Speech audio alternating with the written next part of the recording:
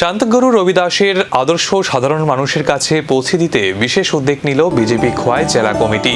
আগরতলা থেকে আনা হলো তার জন্মভূমির পবিত্র মাটি, যা পর্যায়ক্রমে জেলার প্রতিটি মণ্ডলে নিয়ে যাওয়া হবে।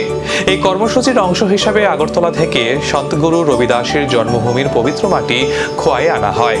পরে সেই মাটি ভর্তি কলসি মহাদেব টিলা এলাকায় মহাদেব মন্দিরে আনুষ্ঠানিকভাবে স্থাপন করা হয়। বিজেপি নেতৃত্ব জানিয়েছেন, আগামী দিনে এই কলসি জেলার প্রতিটি মণ্ডলে 7 দিন করে রাখা হবে, যাতে সাধারণ মানুষ শান্তগুরু রবিদাসের মানবতা, সাম্য ও সামাজিক সম্প্রীতির বার্তার সঙ্গে পরিচিত হতে পারেন। অনুষ্ঠানে উপস্থিত ছিলেন বিজেপি খোয়াই জেলা সভাপতি সমীর কুমার দাস, মণ্ডল সভাপতি অনুকূল দাস, জেলা নেতৃত্ব সাগর দেব, বিজয় কুমার দেব সহ অন্যান্য নেতা ও কার্যকর্তারা।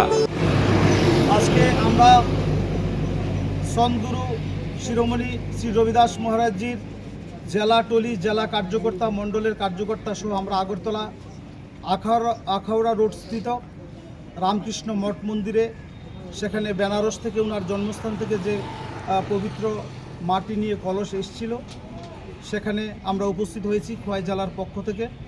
এবং সেখানে রাজ্যের মাননীয় মুখ্যমন্ত্রী প্রফেসর ডক্টর মানিক সাহা মহোদয়ও সেখানে উপস্থিত ছিলেন।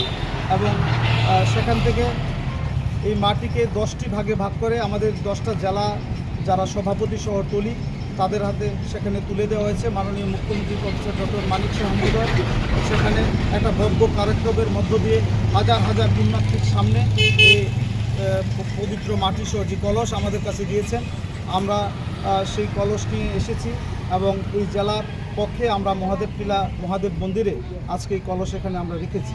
এবং এখন পর্যায়ক্রমিকভাবে প্রতিটি মণ্ডলের জেলা মণ্ডল সভাপতিরা সেখানে এখান থেকে কলস নেবেন। প্রথমে কৃষ্ণপুর নেবেন, কৃষ্ণপুর থেকে তেলিয়ামোড়া মণ্ডল, তেলিয়ামোড়া মণ্ডল থেকে কল্যাণপুর, কল্যাণপুর থেকে রামচন্দ্রঘাট, রামচন্দ্রঘাট থেকে খোয়াই এবং খোয়াই থেকে আসারামবাড়ি মণ্ডল সভাপতিরা একটা ভব্য কার্যক্রমের মধ্য দিয়ে কার্যকর্তাদের নিয়ে। এই কর্মসূচি জেলার মানুষের মধ্যে কতটা সাড়া ফেলবে, এখন সেদিকেই নজর।